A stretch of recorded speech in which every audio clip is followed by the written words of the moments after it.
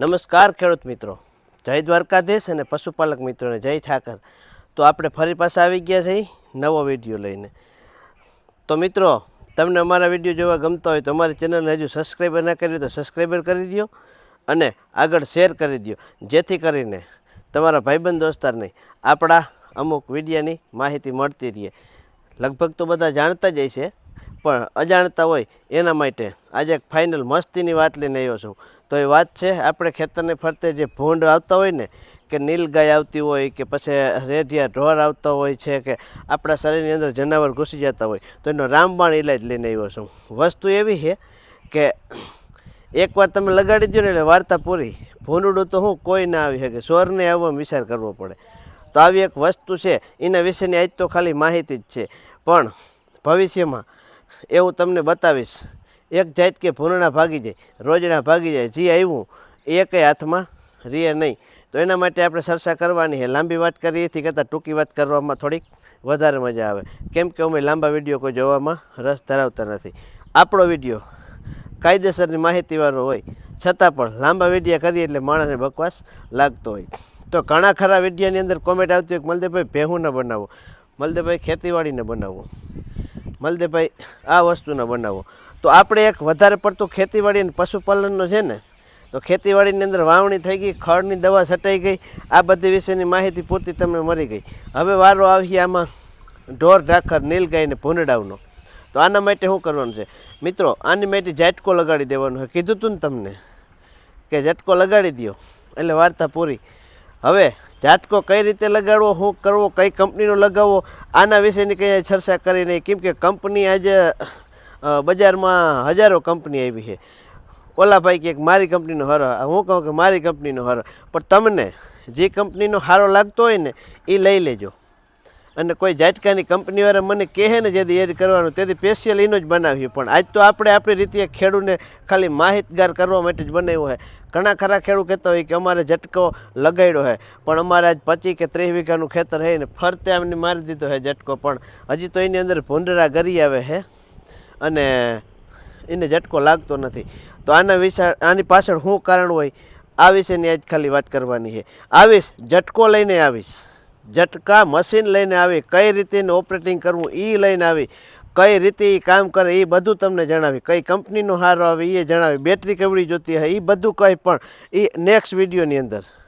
કેમ કે ઝટકો અટાણ લગાડેલો નથી. તો ના ઝટકો આવવાનું કારણ કે તમે અહીંયા માનો કે ઝટકો રાખ્યો છે ને ફરતે ખેતરની હેઠે આમને ઝટકો તમે વાયર બાંધી દીધો છે. તો મિત્રો, ઝટકો કેટલા વીઘામાં કેવડો ઝટકો જોઈ, આ એક થોડીક માહિતી જાણવી જરૂરી છે. 20 વીઘાનું ખેતર હોય કે 10 વીઘાનું ખેતર હોય, ઝટકો હંમેશા 15 થી 20 કેવીનો જ રાખવો જરૂરી છે. કેમ કે જેટલું મોટું મશીન હોય ને એટલો ઝટકો મોટો ઝીકી દે, અને મોટો ઝટકો એવો ઠોકે ને રોજડાને ભૂંડાને આમ ઘા કરી દે. કેમ કે હું ઝટકો લઈ આવ્યો ને ત્યારે મને દુકાનવાળે કીધું હતું કે ભાઈ ટેસ્ટરથી ટેસ્ટ ના કરતો અને પકડથી એને છૂતો નહીં, પણ જરાક આપણો ખેડૂતનો જીવ છે ને આવે કે નહીં, જરાક પકડ અડાડાઈ ગયો તો હજી ખબર પડે કે આ અહીંથી જ મેં પકડીમાં અડાડ્યો તો બધું મુકાઈ ગયું હતું. તો આવી એક ભૂલે નહીં કરવાની કે આપણે ચેક કરી લઈ. તો મિત્રો, ઝટકામાં ફરતે મૂક્યો હોય તો તમારે અહીંયા ઝટકાની બાજુમાં 100 કે 150 કે 200 ફૂટ સુધી ઝટકો સારો લાગતો હોય, પછી એથી આગળ ઝટકો બહુ લાગતો ના હોય. તો મિત્રો, આ પાછળનું કારણ શું છે ખબર? કે તમે હેઠામાં મારી દીધો હોય ને જો આ સામે હેઠા ખડના થૂંબડા રહ્યા, આ રીતના ખડના થૂંબા હોય તો આની અંદર વાયર ટચ થતો હોય ઝટકાનો, તો એક સેકન્ડે એમાં ઝાટકો આવતો હોય. ઝાટકો આવે એટલે 15 કેવીનો હોય તો 15 કેવીનો ઝાટકો આવે, 20 કેવીનો હોય તો 20 કેવીનો ઝાટકો આવે, એટલે તમને સેકન્ડે ટક ટકનો અવાજ પણ એમાં સંભળાતો હોય. ત્યાર પછી કે તમે ઝટકા લગાડ્યા હોય તો એની સામે તમે જે ખીલી મારે એ ખીલી તમે પ્લાસ્ટિકની નહીં મારી હોય, અથવા તો લોખંડની ખીલી મારી છે, અથવા તો સિમેન્ટના ખાંભા માર્યા છે, અથવા તો લાકડાની ખીલી ખોડ્યા છે. ત્યાર પછી આ ઝટકાની જે તમે વાયર અથવા તો ઝટકા દોરી હવે બજારમાં આવી છે એ લગાડો.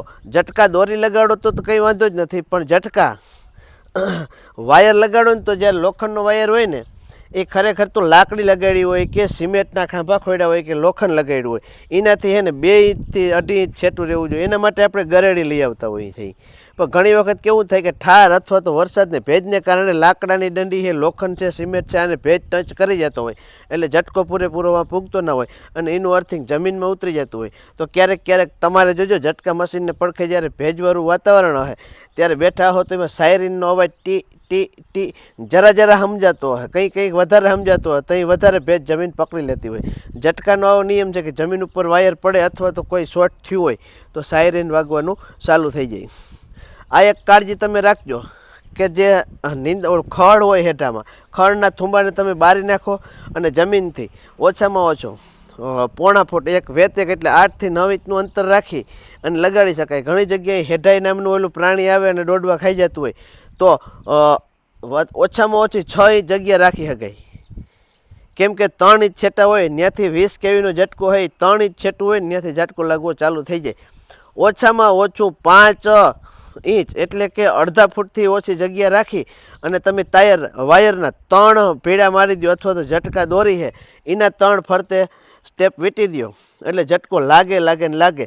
અને ઝટકો ના આવવાનું કારણ એ જ કે તમારે ફરતે હેઠામાં ખડ છે કે કોઈ પણ વેલા છે કે આપણો જે પાક વાવ્યો હોય એ પાક ઝટકાની દોરીને અથવા તો ઝટકાના વાયરને અડતો હોય. આને લીધે ઝટકો એમાં પ્રવેશ કરી જાય એટલે સામે જે જનાવર આવ્યું હોય એને ઝટકો લાગે પણ નિમિત માત્રામાં લાગે. તો હવે આ રીતનું તમારે બાંધવાનું છે. અને હવે બજારની અંદર અવેલેબલ આવી ગઈ છે ઓલી પ્લાસ્ટિકની હોટી જે ફાઈબરની, કંઈક સારી કિંમતમાં મળે છે ને એની સારી રેન્જ કંઈ ઊંચી 4 ફૂટથી કરીને 6 ફૂટ સુધીની આવે. તમારે ઝટકો એમ થાય કે વધારે તાર લગાડવા છે તો ઊંચી પણ આવે છે અને એટલી મજબૂત પણ આવે છે. ક્યારેક ઝટકાની દુકાનવાળાને એવું જાય એને એ બધી ખોળવાની ખીલી ઝટકા સોટી એને કહેવાય એ અને ઝટકા દોરી આના વિશેનો એક મસ્ત વિડીયો લઈને આવીશ.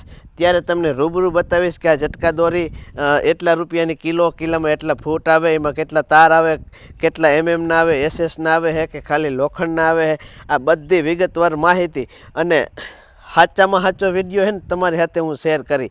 ઝટકા મશીન કઈ કંપનીનું લેવું, બેટરી કેવડી લેવી, આગળ મેં વિડીયોમાં કીધું ને આ સ્ટેપ બાય સ્ટેપ વિડીયો આવીએ.